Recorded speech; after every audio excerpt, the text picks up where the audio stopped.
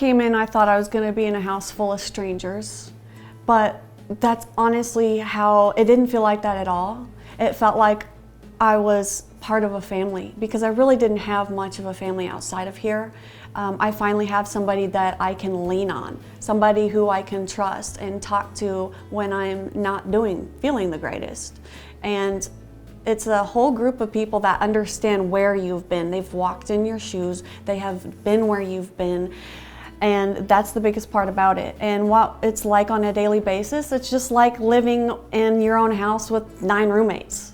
And it can get chaotic, it can get messy. It's not Skittles and rainbows, but it's a hell of a lot better than I ever thought it could be. And the structure is more like we all have our own position. There is a house president, there is a chore coordinator.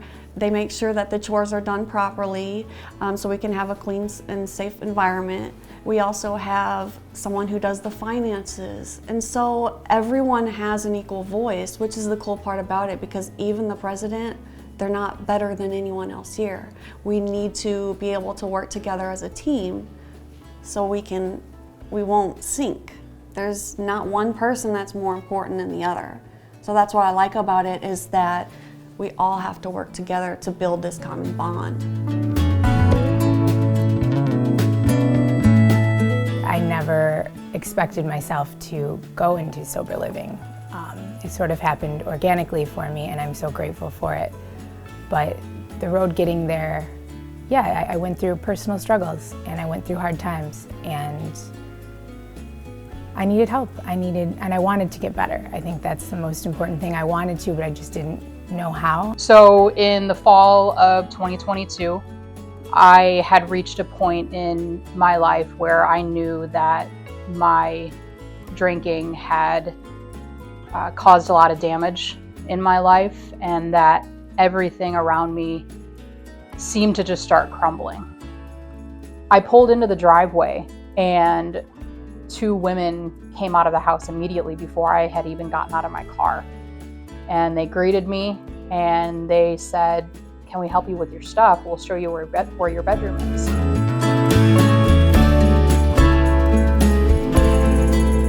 The biggest misconception is just the judgment upon people that are facing problems with addiction or mental health in general, and they're looked down upon in society.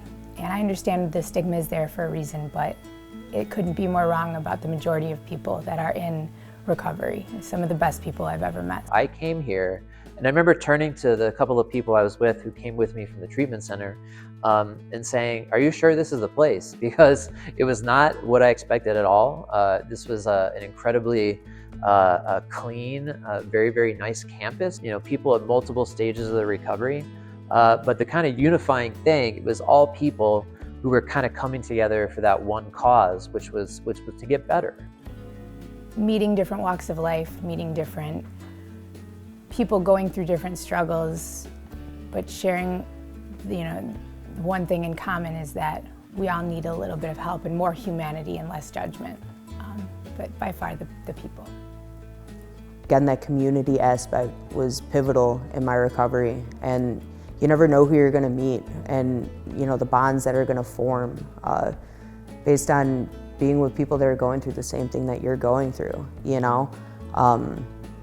I think when you have people to recover with together, that can be absolutely life-changing. I had a few misconceptions. I thought it was going to be a party zone. I thought it was going to be wild, no rules, and that was definitely not the case. It taught me structure, which I'd never had before. Again, accountability, responsibility. There's so many things it taught me. It taught me how to grow the hell up, because I definitely had never lived a life where I was held accountable. And I think another misconception was I thought that I'd manage fine if I just stopped drinking and drugging. And that wasn't the case, because when I quit doing drugs, it didn't fix my broken thinking. So I had to change from the inside out. Well, I look at sober living sort of like the training wheels on a bike. And it's the last leg you need before you can go back out in the real world again. And so for me, it was, you can live freely in sober living, And that's what I was able to do in my time when I decided to stay. And when I was ready to move out and go back find an apartment, live on my own, without having alcohol or anything like that in my life, it was sort of like the training wheels were off, and I was able to do that again and be myself again and who I actually am, but just without alcohol. Sober living helped me live life without it, and that's the best gift I could have ever been given. So. I didn't love myself. And I remember the first week I came in, somebody told me in the house, they're like, I'm gonna love you until you can learn to love yourself. It's a lesson that we learned, so it's a step toward recovery. That's all it is. It's the stepping stone. If it lasted for a week, a month, 3 months, it's another step closer to recovery. So just keep, pushing, keep being present, and keep trying. Everybody that lives in a sober living home is looking for the same thing. They're looking for long-term recovery, and they're looking for a new way to do things. So I would tell anybody hesitant about moving into sober living that just give it a try and see what happens. You never know, you might be surprised. I was very surprised in the outcome. I stayed in sober living for over 2 years because of how much it did for me, not only in my recovery, but as a person. If you're struggling in any way, know that you're not alone, and that sober living is only going to benefit you and help you become your best self. And that there's a community of people that will help you in every step of the way. And it's a scary step, but you can do it. If I can do it, you can do it. Again, I would just tell them just to keep it simple, to just try and allow yourself to lean on other people when you're in times of struggle. Allow yourself to be vulnerable and allow yourself to be heard. Find your voice, because for me, I didn't talk for about the first 8 months when I came in. I was horridly shy. I cried at everything, thinking the world was against me. I thought I was at odds against the whole world, but it really was just a battle in my own mind. It was the way that I perceived everything.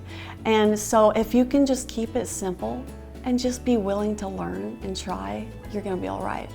You're not going to be able to succeed here if you're not open-minded, if you're not willing. And allow yourself to get past your comfort zone. Allow yourself to get a little bit uncomfortable, because it's not going to feel natural coming in at first. That's okay. But as long as you're willing to try something new, to try something different that you are not used to, then you might do all right here. It's not that difficult to thrive in a place like this. If I can do it, anyone can do it, honestly. I definitely love not only advocating for the recovery community, but I love getting to recover out loud, I think there's a lot of changes that I've noticed. I would say the changes are that I'm unbecoming who I was never meant to be.